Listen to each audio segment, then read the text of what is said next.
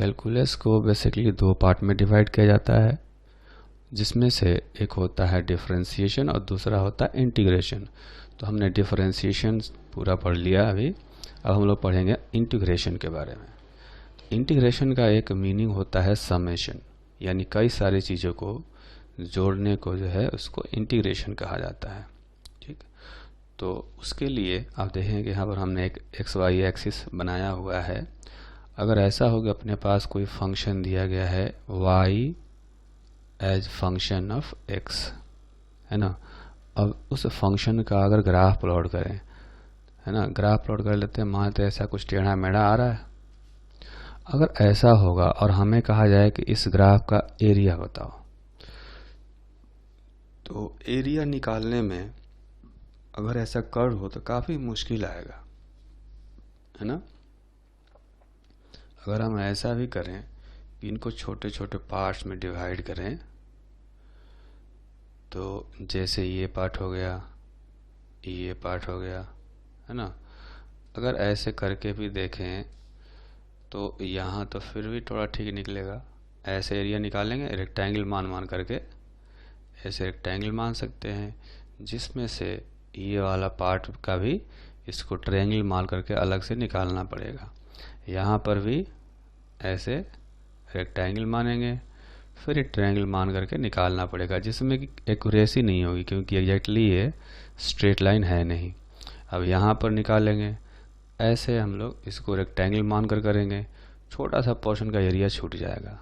फिर यहाँ पर निकालेंगे, इसका एरिया निकालेंगे, ये एक ट्रायंगल है, ठीक, इसका एरिया छूट जाएगा। या अगर इसको ट्रायंगल मान कर निकालेंगे तो भी एरर का चांस है ना। तो इस तरह से अगर कर्व काफ़ी टेढ़ा मेढ़ा हो तो उसके अंदर का जो ग्राफ निकालना होता है काफ़ी मुश्किल होता है। तो इसमें हम लोग क्या करते हैं कि न्यूटन ने एक बहुत ही अच्छा मेथड निकाला, इंटीग्रेशन, है ना। सपोज ऐसा कोई कर्व हो तो न्यूटन ने क्या किया कि बहुत ही पतला स्ट्रिप लेना शुरू किया, है ना। आप देखेंगे यहाँ भी ये स्ट्रिप जो है जितने पतले होंगे उतनी ज़्यादा एक्यूरेसी बढ़ेगी। जैसे मैं कहूँ कि यहाँ पर मैं एक पतला सा स्ट्रिप ले लेता हूँ, है ना, पतला सा स्ट्रिप ले लूँगा तो इसको रेक्टेंगल मान करके एरिया निकाल सकते हैं, और जो छोटा सा पार्ट ऊपर छूटेगा, तो जितने पतले पतले स्ट्रिप लेंगे हम लोग, है ना, उतनी ज़्यादा एक्यूरेसी बढ़ेगी। हाइट इंटू विड्थ करते जाएंगे। अब यहाँ पर जाएंगे तो हाइट थोड़ा चेंज हो गया, विड्थ पतला सा ले लेंगे। यहाँ पर जाएंगे तो हम लोग और पतले पतले स्ट्रिप लेंगे, ठीक है। तो जितना पतला लेंगे उतनी एक्यूरेसी का चांस बढ़ता है। तो न्यूटन ने क्या किया कि इनफाइनाइटली स्मॉल थिकनेस का स्ट्रिप लिया, है ना। जैसे यहाँ ग्राफ बनाया है, आप यहाँ देखें कि यहाँ से x डिस्टेंस पर dx थिकनेस का एक पतला सा स्ट्रिप लेते हैं, है ना। अब dx थिकनेस हमने पढ़ा था कि इनफाइनाइटली स्मॉल होता है, तो आप यूँ समझें कि एक जो लाइन हमने ड्रॉ किया यही पतला सा स्ट्रिप है, इस लाइन का एरिया निकालना है ना। थोड़ा सा हम लोग अपने खुद के समझने के लिए थोड़ा सा इसको चौड़ा कर देते हैं, इसको हमने थोड़ा सा थिकनेस बढ़ा दिया। एक्चुअली में एक इसकी जो थिकनेस है वो एक लाइन से भी कम है, ऐसा कर सकते हैं, लेकिन हमने अपने समझने के लिए इसको थोड़ा सा ज़्यादा चौड़ा कर दिया। तो ये जो स्ट्रिप है वो x डिस्टेंस पर और dx थिकनेस का है, ठीक। अब ये जो पॉइंट है, इस पॉइंट का कोऑर्डिनेट मान लेते हैं x y, क्योंकि ये जो फंक्शन है y is equal to F x है ना। तो इसमें x का वैल्यू ये रखेंगे तो यहाँ का हाइट y निकल जाएगा, है ना। तो यहाँ का x का वैल्यू इसमें रखना होगा हमें और y हाइट निकल जाएगा। तो क्या करेंगे, अब इस स्ट्रिप का एरिया कितना आएगा देखेंगे। एक रेक्टेंगल जैसा लग रहा है तो इसका हाइट लेंगे y और थिकनेस लेंगे dx।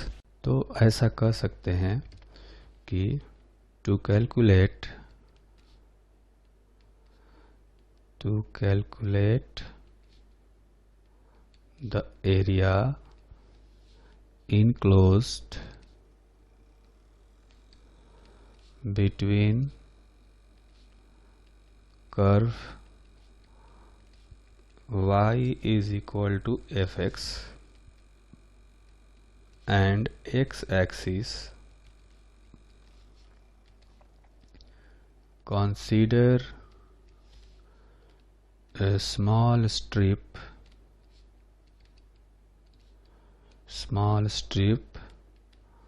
of thickness dx at distance x from origin, है ना। तो हमने एक ऐसा स्ट्रिप कंसीडर किया, तो उसका पहले क्या करेंगे, पहले उस स्ट्रिप का एरिया निकालेंगे, है ना। तो area of this elementary strip is equal to dA is equal to, चूँकि एरिया बहुत ही छोटा होगा इसलिए हमने इसको लिखा dA, ठीक है। बाकी क्या करेंगे कि इसका हाइट है y और थिकनेस है dx, तो इसको लिख सकते हैं y इंटू dx, ठीक है। अब हमें क्या करना चाहिए कि अगर हमें इसमें एरिया निकालना हो, अगर इसमें ग्राफ का एरिया हमें यहाँ से लेकर के यहाँ तक निकालना हो, तो क्या करना चाहिए, ऐसे ही पतले पतले स्ट्रिप हमें यहाँ से लेकर के यहाँ तक लेना चाहिए, सबके एरिया को ऐड कर देना चाहिए, जोड़ देना चाहिए, है ना। लेकिन ये काम है, बहुत मुश्किल काम है ना, बहुत मुश्किल काम है ऐसे पतले पतले स्ट्रिप लेना और उनका एरिया निकाल करके जोड़ना। तो लेकिन न्यूटन ने हमारा काम आसान कर दिया। उसने क्या किया कि उसने एक ऐसे मेथड का डिस्कवरी किया जिसको हम लोग कहते हैं इंटीग्रेशन। इंटीग्रेशन में क्या करते हैं कि हम लोग एक स्ट्रिप का, सिर्फ इस स्ट्रिप का एरिया निकालेंगे और उसको इंटीग्रेट कर देंगे। ये हमने एक सिंबल लगाया है, इसको कहते हैं इंटीग्रेशन का सिंबल, ठीक है। इसको इंटीग्रेट कर देंगे तो क्या होगा, ये अपने आप ऐसे पतले पतले स्ट्रिप यहाँ से लेकर के ऐसे हर पॉइंट पर स्ट्रिप लेता जाएगा, उनका एरिया निकाल करके जोड़ता जाएगा, ठीक है। तो ये जोड़ने का काम जो है वो हमें नहीं करना होता है, वो इंटीग्रेशन मेथड से ही हो जाता है अपने आप, ठीक। हमें क्या करना है कि बस इनके फॉर्मूले जानने हैं, इनके फॉर्मूले जानने हैं और इनके जो रूल्स मेथड्स होते हैं वो हम लोग सीखेंगे, ठीक है। बाकी ये फॉर्मूले का जो डेरिवेशन है वो मैथमेटिक्स में सिखाया जाता है, जो कि आपको 2-2 महीने पढ़ाया जाता है। हम लोग फिजिक्स में सिर्फ उनका एप्लीकेशन सीखेंगे, ठीक है। तो अब ये क्या हो गया कि यहाँ से आप देखेंगे कि इस स्ट्रिप का एरिया आ जाएगा ऐसे y इंटू डी एक्स से, y इंटू डी एक्स के इंटीग्रेशन से। अब ये इंटीग्रेशन का जो वैल्यू है इसको कैलकुलेट करने के लिए हम लोग फॉर्मूले सीखेंगे, है ना, और साथ में रूल्स भी सीखेंगे, ठीक। तो जो पहला फॉर्मूला होता है ना, जैसे एक एग्जांपल्स हम लोग लेकर के देखते हैं। अगर मान लेते हैं कि अपने पास एक ग्राफ दिया गया है ऐसा, है ना, और इसमें जो अपना इक्वेशन दिया गया है, जो फंक्शन दिया गया है वो दिया गया है कुछ ऐसा, y is function of x is equal to x, ठीक है। तो आप देखेंगे कि y is equal to x, इसका ग्राफ प्लॉट करेंगे, x का वैल्यू 0 रखेंगे तो y भी 0 आएगा, x का वैल्यू 1 रखेंगे तो y भी 1 आएगा, x का वैल्यू 2 रखेंगे तो y भी 2 आएगा। इस तरह से एक स्ट्रेट लाइन बनेगा ऐसा, है ना, जो कि ऑरिजिन से पास करता हो। अगर हमें इसमें कहा गया कि 0 से लेकर के, ऑरिजिन से लेकर के, है ना, x इज इक्वल टू 4 तक, इसके बीच में जो एरिया है उसको कैलकुलेट करो, है ना। तो हम लोग तो क्या करेंगे, यहाँ पर तो सिंपल ये ट्रायंगल जैसा दिख रहा है, तो ज्योमेट्री से इसका एरिया अगर निकालेंगे तो आएगा हाफ इंटू बेस इसका हो गया 4, x इक्वल टू 4 दिया है तो ये हो गया 4, है ना। तो बेस हो गया 4 और हाइट भी इसका 4 आएगा, क्योंकि ये इक्वेशन है y is equal to x, यानी ये जो पॉइंट है इस स्ट्रेट लाइन के ऊपर, अगर इसका कोऑर्डिनेट लिखना हो तो हम x कोऑर्डिनेट 4 लिखेंगे तो y कोऑर्डिनेट भी 4 आएगा, क्योंकि y और x कोऑर्डिनेट में रिलेशन क्या है, दोनों इक्वल है। जब x का वैल्यू 0 तो y का वैल्यू भी 0, जब x का वैल्यू 2 तो y का वैल्यू भी 2, जब x का वैल्यू 4 तो y का वैल्यू भी 4, है ना। और इसलिए ये इसका कोऑर्डिनेट हो गया 4 4, यानी x कोऑर्डिनेट 4 तो y कोऑर्डिनेट भी 4, यानी इस ट्रायंगल का हाइट भी 4 होगा, तो इंटू हाइट कर देंगे, हाफ बेस इंटू हाइट, ये आया 8 यूनिट, चाहे मीटर स्क्वायर में हो सकता है, सेंटीमीटर स्क्वायर में हो सकता है, ठीक। तो ये तो हमने ज्योमेट्री से निकाल लिया। बाकी इंटीग्रेशन से निकालना हो तो इंटीग्रेशन से हम लोग क्या करते हैं, y इंटू डी एक्स। अब y का वैल्यू यहाँ पर कितना है, x के इक्वल है, तो यहाँ रखेंगे x dx, ठीक। अब इसके इंटीग्रेशन का फॉर्मूला भी हमें सीखना है ना, लेकिन फिर भी हम लोग यहाँ पर अप्लाई करते हैं, फॉर्मूला आगे देखेंगे। अभी इसका इंटीग्रेशन करने से ये आता है वैल्यू एक्स स्क्वायर बाई 2 आता है, तो अब देखेंगे कि जो एरिया आया वो हो गया एक्स स्क्वायर बाई 2, ठीक। अब इसमें हमें एरिया चूंकि x इज इक्वल टू 4 तक का निकालना है, 0 से लेकर के x इक्वल टू 4 तक का, तो हम x का वैल्यू यहाँ पर 4 रखेंगे, तो ये होगा 4 स्क्वायर बाई 2, ये भी देखेंगे कि 8 यूनिट आ गया। तो ज्योमेट्री से 8 आया था और इंटीग्रेशन से भी 8 आया, ठीक है। तो आप सोचेंगे कि जब ज्योमेट्री से निकाल ही सकते हैं तो हम लोग इंटीग्रेशन का मेथड क्यों सीख रहे हैं, है ना। तो इसमें ये फ़ायदा है कि जो ज्योमेट्री से हम लोग सिर्फ स्ट्रेट लाइन वाले जो ग्राफ होंगे उन्हीं का एरिया निकाल सकते हैं, जो टेढ़े मेढ़े होंगे, कर्व होंगे जैसा कि ये है, उसका एरिया ज्योमेट्री से निकालना बहुत ही मुश्किल है, जबकि इंटीग्रेशन से बहुत आसान है ना। तो इसलिए हम लोग इंटीग्रेशन सीखते हैं। और अब हम लोग जानेंगे कि इंटीग्रेशन जो है उसका मतलब क्या हुआ, अभी हमने जो समझा, है ना। तो इसका मतलब ये हुआ कि integration gives area under curve. एक तो ये चीज ध्यान रखना है, ये इंटीग्रेशन का ज्योमेट्रिकल मीनिंग है, समझ गया। जैसे डिफरेंशिएशन का ज्योमेट्रिकल मीनिंग हमने समझा था कि जो डिफरेंशिएशन है वो किसी कर्व का स्लोप बताता है, और इंटीग्रेशन क्या बताता है, उस कर्व का जो उस कर्व के नीचे का जो एरिया होगा वो एरिया बताता है, ठीक। तो अभी हमने इंटीग्रेशन समझा, अब इसमें मेन क्या जानना है कि ये y dx का वैल्यू कैसे कैलकुलेट करें, है ना, यानी इंटीग्रेशन कैसे करें।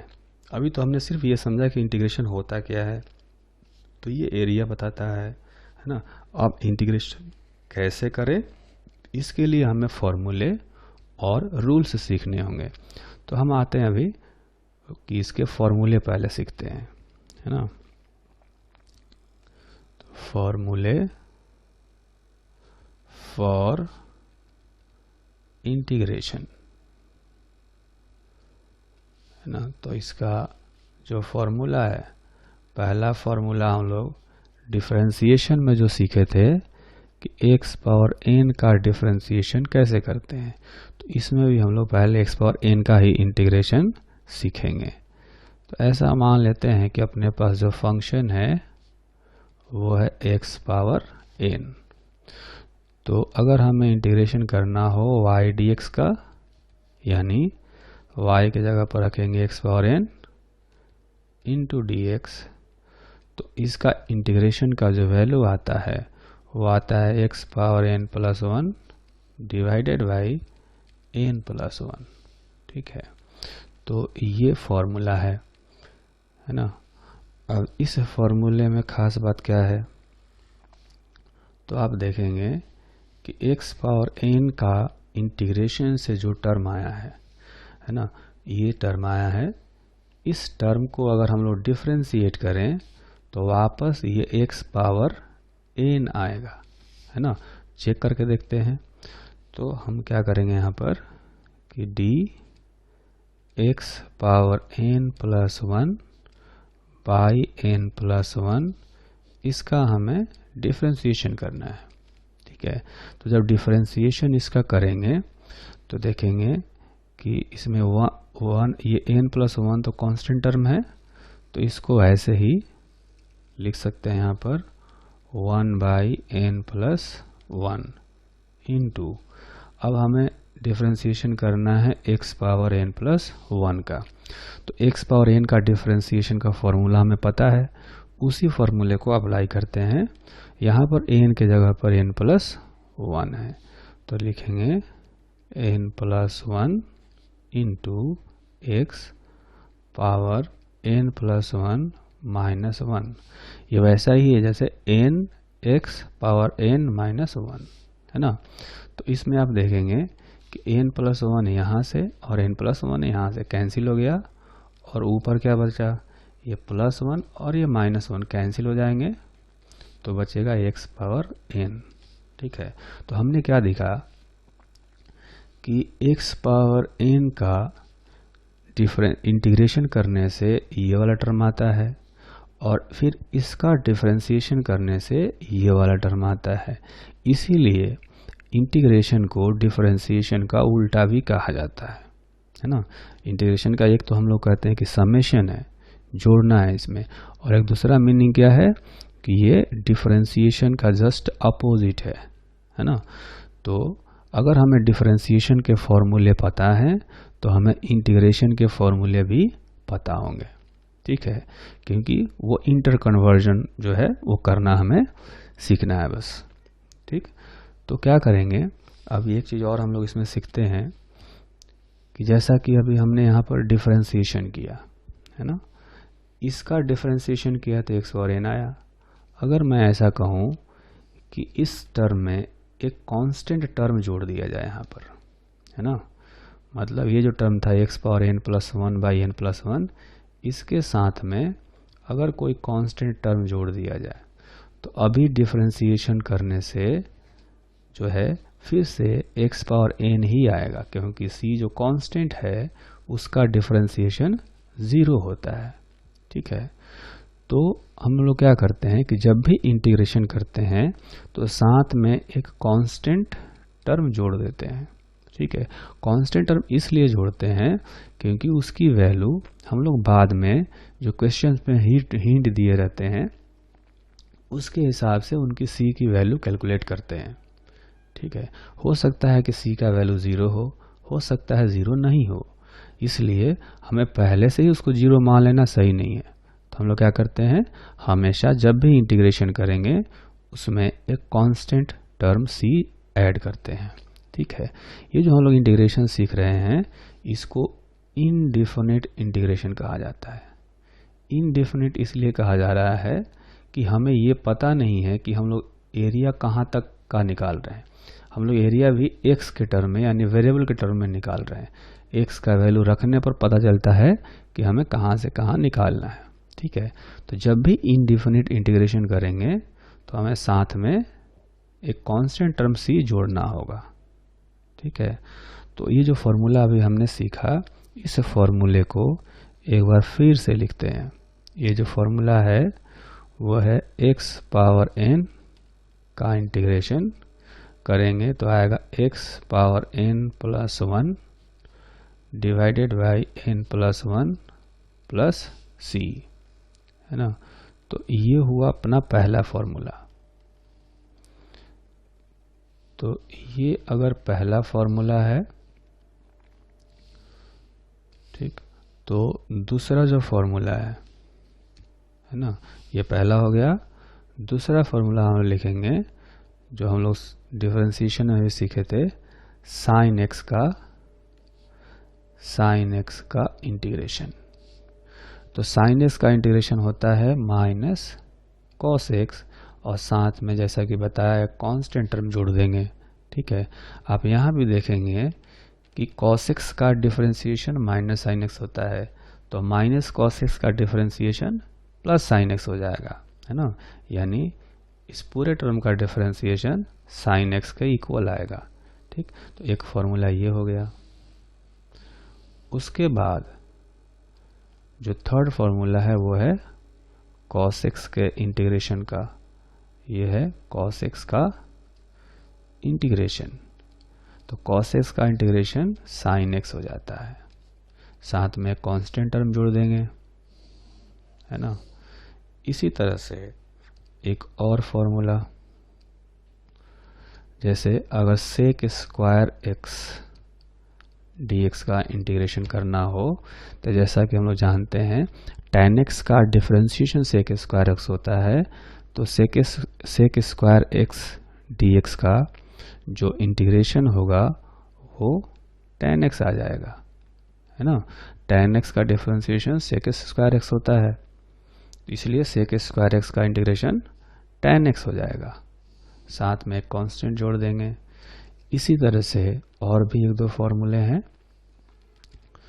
तो फिफ्थ फॉर्मूला है, अगर हम इसे कहा जाए cosec स्क्वायर x dx, है ना, तो इसका इंटीग्रेशन हो जाएगा minus cot x plus c, है ना।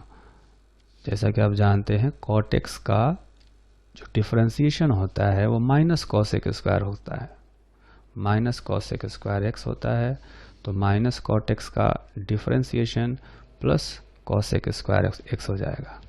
ठीक, अब सिक्स्थ वाला formula sec x into tan x जो है इसका इंटीग्रेशन हो जाएगा sec x प्लस c। तो जैसा कि हम जानते हैं sec x का डिफरेंशिएशन होता है sec x into tan x, है ना। तो उसी तरह से एक और होता है formula cosec x into cot x into dx, इसका इंटीग्रेशन होता है minus cosec x plus c। ठीक, तो चूंकि cosec x का differentiation minus cosec x into cot x होता है, इसलिए इसका इंटीग्रेशन ये आ गया। ठीक है, यहाँ पर माइनस साइन है ना, इसको हम लोग थोड़ा ठीक से लिख लेते हैं, यहाँ पर माइनस साइन है। ठीक है, उसके बाद एक 8 वाला फॉर्मूला आएगा। ये फॉर्मूला है कि जैसे हमने पढ़ा था कि e पावर x का integration differentiation e power x होता है, तो इसी तरह से e पावर x का इंटीग्रेशन भी e पावर x ही आएगा। ठीक, अच्छा, उसी तरह से log x का जो डिफरेंशिएशन है वो 1/x होता है, तो 1/x का इंटीग्रेशन हो जाएगा log x, है ना। मतलब इसको चाहें तो हम लोग ऐसे भी लिख सकते हैं ln x, यहाँ पर बेस e है, ये फॉर्मूला हो गया। ठीक,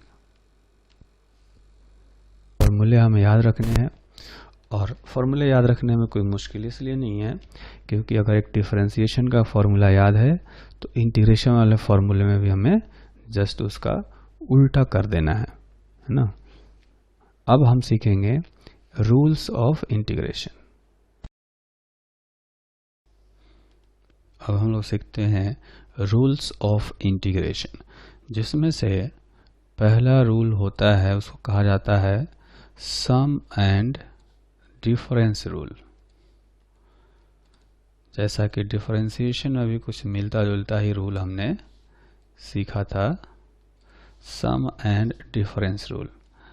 ऐसा मान लेते हैं कि अपने पास कोई फंक्शन है y is equal to u plus minus v, ठीक है, और हमें कैलकुलेट करना है y dx, यानी कि y का इंटीग्रेशन। तो y को हम लोग लिख सकते हैं u plus minus v into d x. ठीक है, तो इसको लिख सकते हैं u d x plus v d x, है ना, माइनस भी आएगा बीच में, मतलब जब प्लस होगा साइन यहाँ पर तो इंटीग्रेशन में भी प्लस ही रखेंगे, अगर यहाँ प्लस हुआ तो यहाँ भी प्लस रहेगा, अगर यहाँ माइनस हुआ तो यहाँ भी माइनस रखेंगे। ठीक है, मतलब ये कि अगर दो फंक्शन जो है उनका सम या डिफरेंस के फॉर्म में दिया गया हो कोई फंक्शन, तो जब इंटीग्रेशन करेंगे तो इंटीग्रेशन भी दोनों पार्ट का, दोनों फंक्शंस का अलग अलग करके वैसे ही ऐड या सब्ट्रैक्ट कर सकते हैं। जैसा कि एक एग्जाम्पल करते हैं, अगर मान लेते हैं हमें दिया गया है एक function x square plus sine x. ठीक, तो अगर इंटीग्रेशन कहा जाए वाई डी एक्स का वैल्यू कैलकुलेट करने के लिए, तो हम लोग क्या करेंगे, x square plus sine x ऐसे लिख सकते हैं वाई की जगह पर, यानी कि ये इसको सेपरेट कर देंगे, x square D x plus sine x d x ऐसे लिख सकते हैं, है ना। और अब देखेंगे इसके बाद हमें फॉर्मूला अप्लाई करना है। तो जो पहला फॉर्मूला हमने सीखा एक्स पावर एन वाला, यानी इसमें इंटीग्रेशन का जो फॉर्मूला हमने सीखा उस फॉर्मूले को अगर अप्लाई करें x power n d x, ये ध्यान रखना है डी एक्स जरूर होना चाहिए, बिना डी एक्स का जो इंटीग्रेशन है वो मीनिंगलेस है, उसका कोई मतलब नहीं है, मतलब वो इंटीग्रेशन भी नहीं है, डिफरेंशिएशन भी नहीं है, कुछ भी नहीं है। ठीक, तो इसका इंटीग्रेशन का जो वैल्यू आया वो हमने फॉर्मूला लिखा था कि x power n plus one by n plus one आया था। ठीक है, तो यहाँ पर एन के जगह पर 2 है, तो इसका जो इंटीग्रेशन आएगा वो आएगा x power 2 plus one divided by 2 plus one plus sine x का जो इंटीग्रेशन है वो होता है माइनस कॉस एक्स। साथ में हमने कहा था कि एक कांस्टेंट टर्म जोड़ना है c। ठीक है, तो ये आएगा x power 3 by 3 minus cos x plus c. अब आप कहेंगे कि एक कांस्टेंट हमें यहाँ भी जोड़ना चाहिए था, एक कांस्टेंट यहाँ भी जोड़ना चाहिए था, तो ठीक है, यहाँ पर कांस्टेंट अगर c1 आता, यहाँ पर इंटीग्रेशन से कांस्टेंट c2 आता, फिर दोनों को ऐड करते तो c1 प्लस c2 मिल करके c हो गया, जो नया कांस्टेंट एक आ गया। ठीक है, तो इसमें हमें क्या ध्यान रखना होगा कि चाहे जितने भी टर्म हो इंटीग्रेशन में, इंटीग्रेशन करने के बाद लास्ट में सिर्फ एक ही कांस्टेंट हमें जोड़ना है। ठीक है, हर इंटीग्रेशन से एक कांस्टेंट आ सकता है, लेकिन वो सारे जोड़ने के बाद एक ही कांस्टेंट बचेगा जिसको कि हम लोगों को लिखना चाहिए। ठीक है, तो पहला रूल समझ में आया, है ना। तो हम लोग क्या करेंगे, एक और एग्जांपल लेते हैं। अगर ऐसे हमें दिया गया कि e power x minus x cube, अगर हमें ये इसका इंटीग्रेशन कैलकुलेट करने के लिए कहा गया, तो क्या करेंगे, e पावर x dx और माइनस एक्स क्यूब dx अलग अलग कर देंगे ऐसे ही, है ना। अब देखेंगे माइनस आइंदा तो माइनस रखा, इस केस में प्लस था तो प्लस रहने दिया था हमने, तो e पावर x का इंटीग्रेशन हो जाएगा e पावर x, और एक्स क्यूब का इंटीग्रेशन यही वाला फॉर्मूला लगाएंगे तो इससे क्या आएगा, x power 3 plus 1 by 3 plus 1, और लास्ट में एक कांस्टेंट टर्म जोड़ देंगे, तो ये फाइनली आया e power x minus x power 4 by 4 plus c. ये इंटीग्रेशन का वैल्यू आ गया। इसके बाद एक सेकेंड रूल होता है, इस रूल को कहा जाता है कांस्टेंट मल्टीपल रूल। मतलब कि जो फंक्शन है, फंक्शन के साथ में एक कांस्टेंट टर्म से मल्टीप्लाई किया गया होगा। जैसे मान लेते हैं y is equal to 4x square हमने लिखा, ठीक, तो जब हम इंटीग्रेशन करेंगे y dx, तो y के जगह पर रखेंगे 4x square into d x. तो इस रूल में ध्यान ये रखना होता है कि जो कांस्टेंट टर्म है उसको इंटीग्रेशन से बाहर कर देते हैं, क्योंकि वो चेंज होता नहीं है। तो अब बचेगा x square into d x. तो 4 कांस्टेंट टर्म को बाहर कर देना है, बाकी एक्स स्क्वायर डी एक्स का अभी हमने इंटीग्रेशन किया था, यह आएगा x power n plus 1 by n plus 1 और लास्ट में एक कांस्टेंट जोड़ देंगे। तो 4x power 3 by 3 plus c, ये इंटीग्रेशन हो गया। ठीक, एक और एग्जांपल करते हैं। अगर हमें ऐसा कहा गया कि जो y है ये है 4 sin x plus 3x square, तो अगर हमें इसमें इंटीग्रेशन करना होगा y dx का, तो यहाँ पर रखेंगे 4 sin x plus 3x square into d x. तो पहले हम लोग क्या करेंगे, पहले जो सम डिफरेंस का रूल है उसके हिसाब से इन दोनों को अलग अलग करेंगे। अलग अलग कैसे करेंगे, 4 sin x dx plus 3x square dx, ये हो गया। उसके बाद कांस्टेंट मल्टीपल रूल भी लगाएंगे। अब इसमें कांस्टेंट टर्म है 4, तो 4 को बाहर निकाल सकते हैं, है ना। यही इस रूल में हमने सीखा कि जो भी कांस्टेंट टर्म हो उसको हम लोग बाहर निकाल सकते हैं। इसमें 3 कांस्टेंट है, इसको बाहर कर सकते हैं, है ना। तो यहाँ पर आएगा इंटीग्रेशन, साइन एक्स का इंटीग्रेशन होता है minus cos x plus x square का इंटीग्रेशन होता है x power 2 plus 1 by 2 plus 1 और लास्ट में कांस्टेंट जोड़ देंगे c, इसी में जोड़ना है ना। तो ये आया माइनस 4 कॉस एक्स प्लस आ देंगे ये 3 और 3 कैंसिल हो गया, तो आ गया x पावर 3 प्लस c। तो ये हो गया इंटीग्रेशन। ठीक, तो थर्ड मेथड होता है, उसको कहा जाता है method of substitution. Method of substitution. इस मेथड में क्या है, जैसे डिफरेंशिएशन में हमने एक चेन रूल देखा था। चेन रूल था कि कोई कॉम्प्लेक्स फंक्शन हो, मतलब फंक्शन के अंदर फंक्शन घुसा हो, तो हम लोग चेन रूल अप्लाई करते थे। वैसा ही मेथड ऑफ सब्स्टिट्यूशन, अगर फंक्शन के अंदर कहीं फंक्शन हो तो मेथड ऑफ सब्स्टिट्यूशन अप्लाई करते हैं। इसमें क्या होता है कि जो इंटीग्रेशन है इसमें हमें एक फंक्शन दिया रहता है और साथ में इस फंक्शन का डिफरेंशिएशन भी रखा रहता है।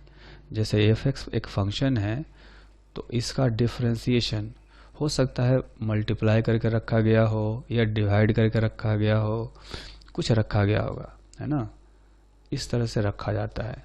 जब दोनों रखा होगा तो हम लोग क्या करेंगे, इसमें एक टर्म को, इस फंक्शन को कुछ मान लेते हैं u, है ना, इसको u मान लेंगे, फिर उसको डिफरेंशिएट करके ये टर्म निकालेंगे और यहाँ पर u के टर्म में सब्स्टिट्यूट कर देंगे। तो सब्स्टिट्यूट करने से क्या होता है कि जो एक्सप्रेशन काफ़ी कॉम्प्लेक्स दिख रहा था वो हमें बिल्कुल आसान सा दिखने लगता है ना। इसको एक एग्जाम्पल से समझते हैं। तो जैसे कि मैं कहूँ कि अपने पास एक एग्जाम्पल है sine x square D x. ठीक है, अब आप देखेंगे कि साइन खुद ही एक फंक्शन होता है और एक्स स्क्वायर भी, यानी एक्स पावर एन भी एक फंक्शन होता है। तो यहाँ पर फंक्शन के अंदर फंक्शन है। तो साइन एक्स स्क्वायर का इंटीग्रेशन हमें नहीं पता, हमने फॉर्मूला नहीं सीखा उसका। ठीक है, तो इसको हम लोग सिंप्लीफाई करने के लिए क्या करेंगे, इसमें मेथड ऑफ सब्स्टिट्यूशन लगाएंगे। सब्स्टिट्यूशन में क्या करना होता है, जैसा कि हमने बताया कि एक फंक्शन होता है और उसका डिफरेंशिएशन भी रखा होता है। ठीक है, तो यहाँ पर जो साइन एक्स स्क्वायर है, इस क्वेश्चन में अगर साइन एक्स स्क्वायर दिया रहेगा तो साथ में एक्स भी दिया रहेगा, ऐसे कुछ। ठीक है।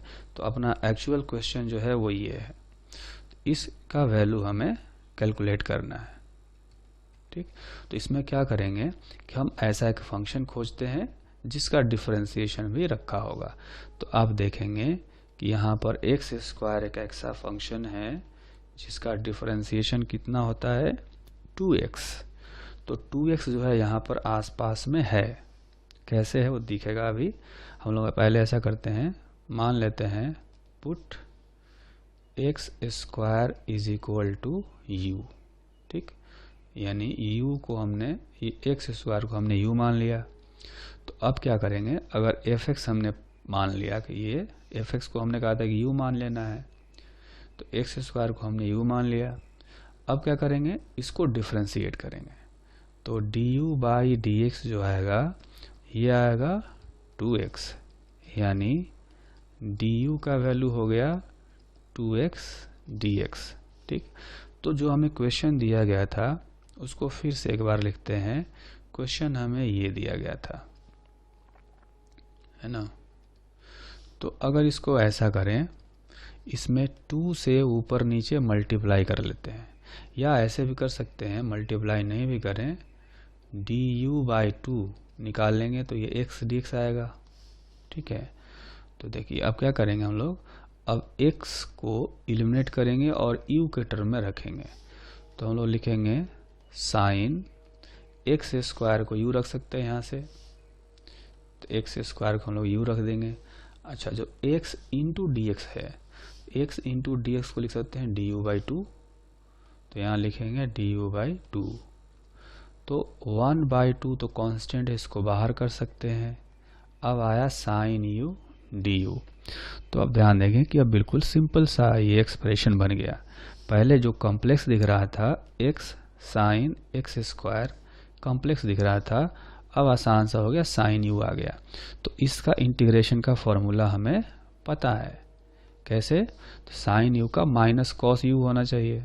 जैसे साइन x का माइनस कॉस x होता है, वैसे ही साइन u का माइनस कॉस u होना चाहिए। ठीक है, साथ में एक कांस्टेंट टर्म c जोड़ देंगे, तो ये हो गया माइनस 1 बाई 2 कॉस।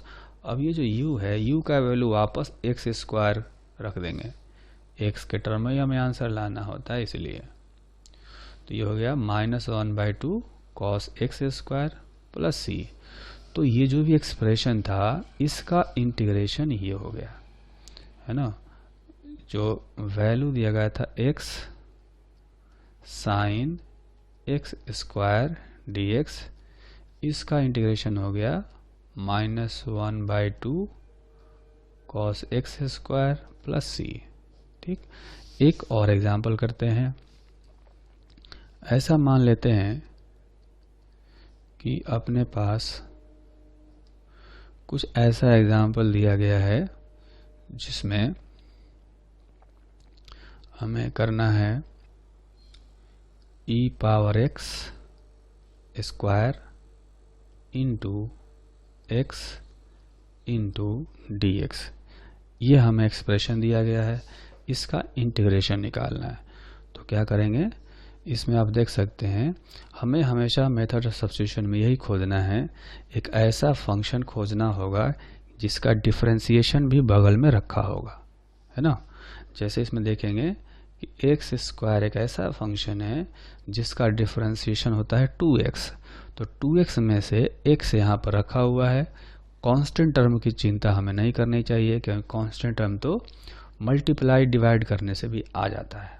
ठीक है, वैसा ही पहले वाले केस में भी था, एक्स स्क्वायर का डिफरेंशिएशन जो 2x होता है उसमें से x यहाँ रखा हुआ है। तो जितने भी क्वेश्चंस होंगे मेथड सब्स्टिट्यूशन वाले, उसमें एक ऐसा फंक्शन होगा कि जिसका डिफरेंशिएशन भी कहीं ना कहीं रखा होगा, तो फिर उसका इंटीग्रेशन आसान है। इसमें हम लोग क्या करते हैं कि मेथड ऑफ सब्स्टिट्यूशन अप्लाई करते हैं, और वो ऐसा करते हैं कि जिसका डिफरेंशिएशन, जिस टर्म का डिफरेंशिएशन रखा हो उसको हम लोग u मान लेते हैं। जैसे यहाँ पर एक्स स्क्वायर है, तो एक्स स्क्वायर को हम लोग मान लेते हैं u, है ना। हमने एक्स स्क्वायर को यू मान लिया, तो d u by d x जो होगा ये हो जाएगा 2x, यानी d u is equal to 2x dx, यानी कि d u by 2 is equal to x d x. तो इसमें अगर रखेंगे तो ई पावर एक्स स्क्वायर के जगह पर यू रख देंगे और एक्स डी एक्स के जगह पर यहाँ से हमने कैलकुलेट किया डी यू बाई 2, तो डी यू बाई 2 रख देंगे, तो 1/2 इसमें से बाहर आएगा, ई पावर यू डी यू। तो जैसा कि हम जानते हैं कि ई पावर एक्स का इंटीग्रेशन ई पावर एक्स ही होता है, तो ई पावर यू का इंटीग्रेशन ई पावर यू हो जाएगा, साथ में कांस्टेंट हम जोड़ देंगे, फिर वापस u का जो वैल्यू हमने जूम किया था एक्स स्क्वायर को वो वापस रख देंगे। तो ये इंटीग्रेशन आ गया।